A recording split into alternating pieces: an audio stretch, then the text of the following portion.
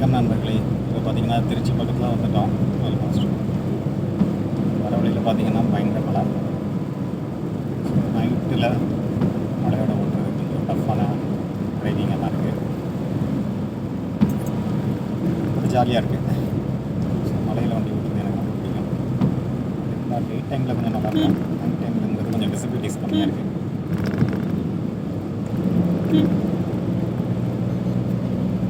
விழுப்புரம் தாண்டோடனே மழை வரும்னு எதிர்பார்த்தேன். பட் பார்த்திங்கன்னா அங்கெல்லாம் மழை வர மாதிரி அப்படியே காட்டிட்டு போயிடுச்சு. பட் இங்கே திருச்சி பக்கத்தில் பார்த்தீங்கன்னா மழை பெஞ்சிட்டு இருக்கு. இந்த மின்னல்லாம் பயங்கரமாக மிதிச்சு கொஞ்சம் நேரம் முன்னாடி.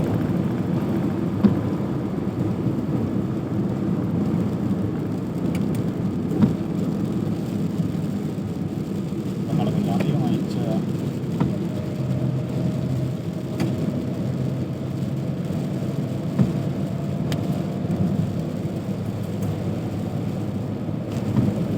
மழை பெய்யறதுனால கொஞ்சம் பார்த்து தான் ஓட்டணும். ஏன்னா ரோடு வேறு நார்மலாக டைமில் நிற்க மாதிரி நிற்காது. மழை பெய்யறதுனால ரொம்ப ஸ்கிட் ஆகும்.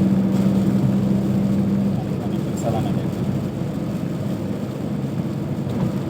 பட் சூப்பராக இருக்கும். மழையில் வந்து ஓட்டுறதுனாலே தண்ணி சூப்பராக இருக்கும்.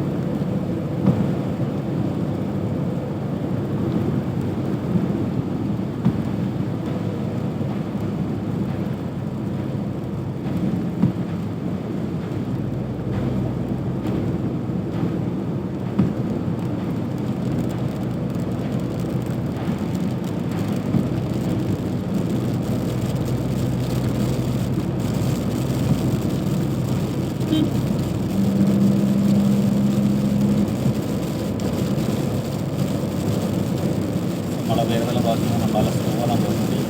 அதிகமான மழை பெய்யறதுனால போக முடியல.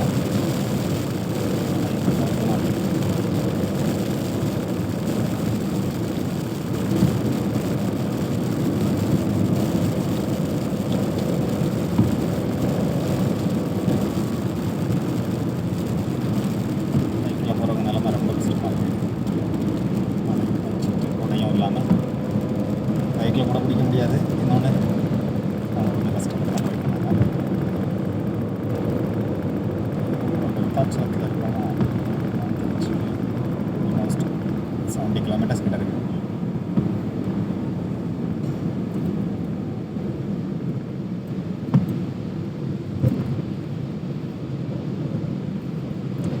அதுக்கு முன்னாடி வந்து மழை பெஞ்சிருக்கும் போல இருக்குது. ஏன்னா ரோடு ஃபுல்லாகவே பார்த்தீங்கன்னா நிறையா தண்ணியாக இருக்குது.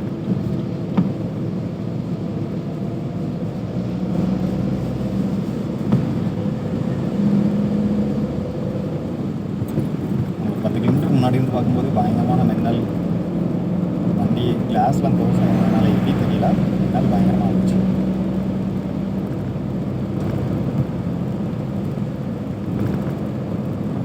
பெரம்பலூர் வந்துருக்கும் நினைக்கிறேன். பிரிட்ஜ் பார்த்தீங்கன்னா ரொம்ப லாங்கஸ்ட்டான பிரிட்ஜாக இருக்கும். அண்ட் சூப்பராகவும் இருக்கும். பார்த்தீங்கன்னா 2 சைடும் லைட்டு செம்மையாக வச்சுருப்பாங்க. மெயின்டெனன்ஸ்லாம் சூப்பராக இருக்கும். ரோடும் நார்மலாக மற்ற பிரிட்ஜில் இருக்க மாதிரி அந்த சில டம்பிள்ஸ்லாம் இருக்கும். இதுக்கு